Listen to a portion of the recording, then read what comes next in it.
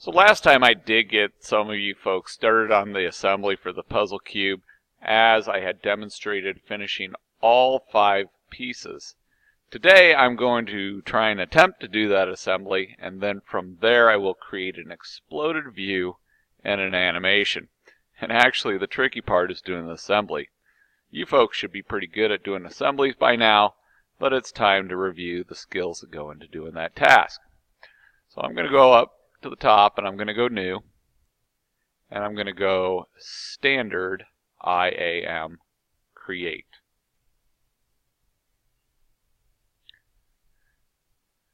Now my menu's a little different. I want to make sure I click on place, and if you're like me, you'll notice that if date modified is updated, your 5 most recent files will show up at the top. So if I click on the top one, hold down on the shift key, and click on the bottom one, I can select them all at once. That way when I go to open them, all 5 of them come in together, like that. So let me go ahead and hit escape. Now I can move them apart individually, spread them out a little bit, so that I can start that assembly.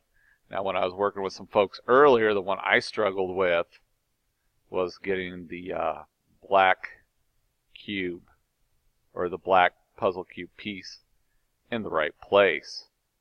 So the challenge begins in getting this puzzle cube set up. I'm going to take a moment to find a reference. So here's my reference. One of my former YouTube videos from the last couple of class periods. I'll try and refer back to it as I'm putting this together, so I'm kind of cheating a little bit. But this is not an easy task for me. So I think I'll start by trying to constrain the white piece and the black piece together.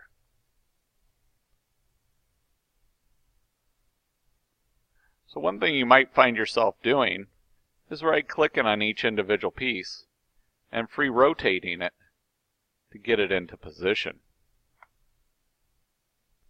If you remember your constraints, click on Constraint.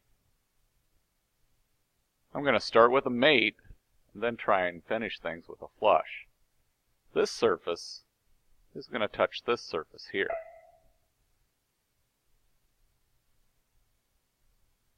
Let me reference my video up and see how that's going. Switch to a flush.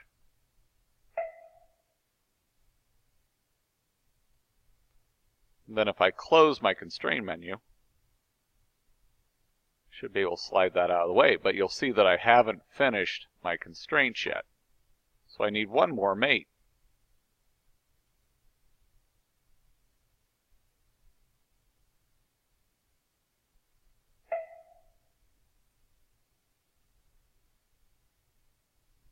Now let's swing this around and see how things look. Alright, let's check my next step.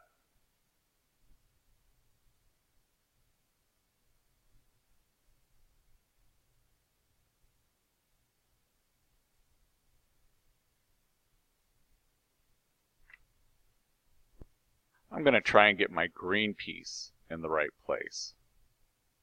Back to mate, this surface, this one. It looks way out there, but I need to do a flush. Switch to flush.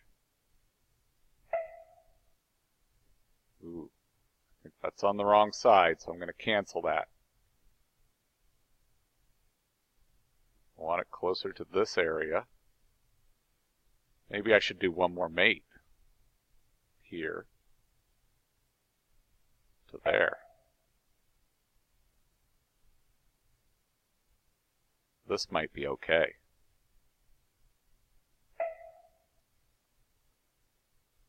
Alright, we'll apply that. So, things are kind of getting stretched apart. Let me close my constraint window. Drag these over into position a little bit more. Reference what I have. I think I'm going to try and do red next. Here goes my first attempt. Make this surface to this surface. Be careful, make sure it's the surfaces and not the lines. I'm going to try a flush and another flush. I'm still on flush, so I should be okay. Close this little house. And let's see if we can get this. We're getting awful close, which gets me further than what I was doing earlier.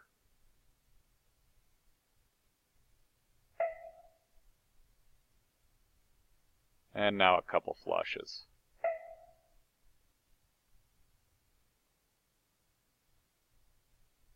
One flush.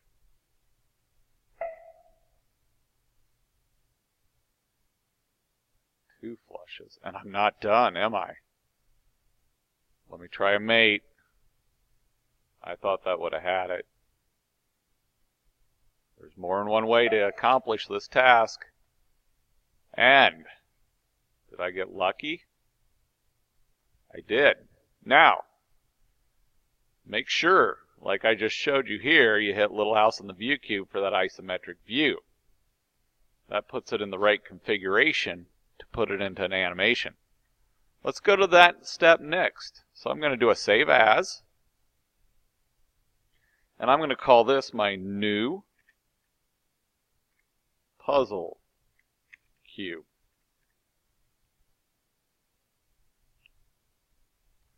Now that it's saved, I'm going to go New File. And this is it. Standard IPN at the very bottom. The one you haven't learned about yet. We're going to select that and create. We're going to select Create View. It'll show you the file that you just saved. If you're opening it from a previous class period, you'll click on the folder to find the file of the puzzle cube you need. Make sure it's your assembly file. I'm going to click OK. There's my puzzle cube in my IPN. Now, I'm going to create an exploded view. I'm going to select Tweak Components. I'm going to drag my dialog box off the window. I'm going to click on a piece, and then I'll drag it up. And then I'll close the window. I'm going to click on Tweak Components again. I'm going to click on a piece.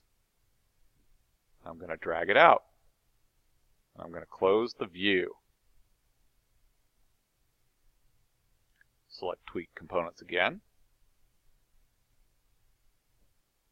I'm going to click on a piece.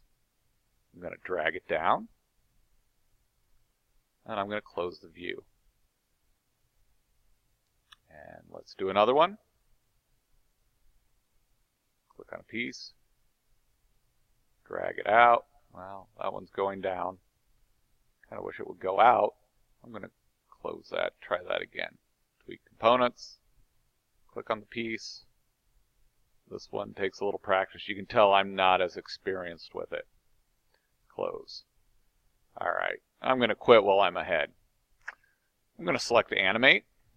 I'm going to set my interval to 10. I'm going to set my repetitions to 10. And I'm going to click Apply.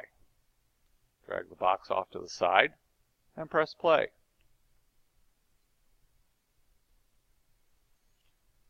So I think I could get that animation a little bit better than what it is, but it does show my puzzle cube being put together, one piece at a time. This is where I'd like to see you get before we conclude the class with Autodesk Inventor on Tuesday. So until next time, good luck.